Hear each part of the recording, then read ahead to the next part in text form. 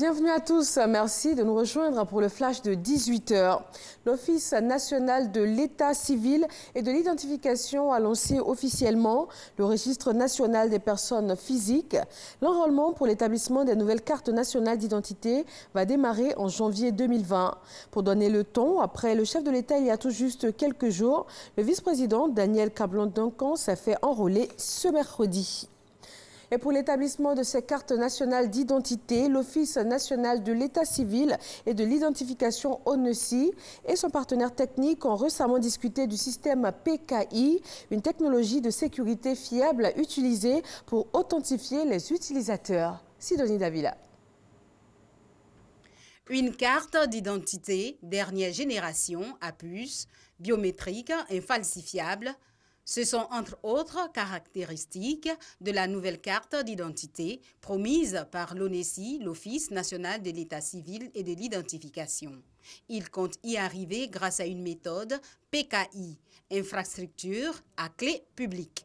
Donc c'est une méthode de cryptage des données pour assurer la sécurité des données, la confidentialité des données, l'intégrité des données et faciliter le e-commerce, la transaction électronique. Donc c'est un environnement de confiance que nous sommes venus déclencher ici. Il est bon que tous les acteurs nationaux, les acteurs internationaux sachent que la Côte d'Ivoire désormais, à travers sa carte d'identité dernière génération, va désormais mettre en circulation une carte qui a une PKI qui pourra rassurer tous les acteurs nationaux, la sous-région également, mais les acteurs internationaux. Et aujourd'hui, ce qu'on est en train de faire, de créer, c'est une infrastructure de sécurité qui a toutes les fonctionnalités et toute la sécurité maximale requise pour faire des transactions, que ce soit administratives ou financières. Ça équivaut à une présence avec une double vérification d'identité et de signature. Et donc, ça permet au fait d'utiliser la carte d'identité comme un moyen de sécurité dans un monde digital et dans un monde connecté. Dans le cadre du registre national de personnes physiques, RNPP, c'est à partir du 15 janvier 2020 que vont démarrer les opérations effectives d'identification.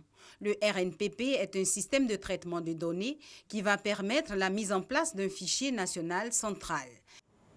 On sera en France où la ministre de l'Enseignement supérieur et de la Recherche scientifique a été distinguée par les universitaires. Le riche parcours universitaire, l'engagement dans la recherche ont milité en faveur du professeur Ramatali Bakayoko pour bénéficier de cette distinction.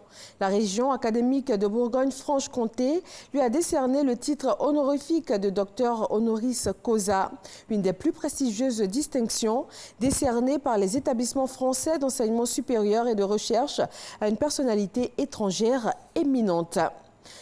La Côte d'Ivoire a bouclé son mandat de 2 ans au sein du Conseil de sécurité des Nations Unies. Les coordonnateurs des groupes régionaux africains à l'ONU se disent satisfaits de ce mandat ivoirien. Une annonce faite lors d'une rencontre initiée par le ministre ivoirien des Affaires étrangères, Marcel Amontano, dans le cadre justement des activités de fin de mandat de la Côte d'Ivoire. Dans l'actualité internationale, le Liban vit de nouveaux affrontements. À Beyrouth, la capitale, des heurts sont survenus ce lundi suite au 2e report des consultations parlementaires. Il s'agit de désigner un nouveau Premier ministre après la démission de Saad Hariri. Ce nouveau report des consultations parlementaires devrait permettre d'avancer vers la formation d'un gouvernement. L'ex-président pakistanais Pervez Musharraf, en exil à Dubaï, a été condamné à mort par contumace hier mardi. Il a été reconnu coupable de haute trahison. Les faits remontent au 3 novembre 2007, lorsque pendant son mandat, le président Musharraf avait abrogé la Constitution et instauré l'état d'urgence.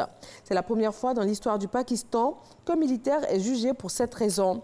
Âgé de 76 ans, le général Musharraf était arrivé au pouvoir par un coup d'État en octobre 1999, avant de remporter en avril 2002 un référendum controversé. Il était resté à la tête du Pakistan jusqu'en 2008. Et puis ce nouveau scandale d'agression sexuelle au Vatican. Le pape François a accepté la démission pour limite d'âge de l'ambassadeur du Vatican en France, l'Italien Luigi Ventura, accusé d'agression sexuelle à Paris. Le Saint-Siège avait déjà levé l'immunité diplomatique du religieux, rendant possible d'éventuelles poursuites judiciaires. Le pape a par ailleurs levé le secret pontifical sur les dénonciations d'agression sexuelle ainsi que sur les procès et verdicts dans ce domaine. C'est tout. Merci de toujours nous suivre sur RTI 1. L'info régionale, c'est tout de suite et le journal à 20 h.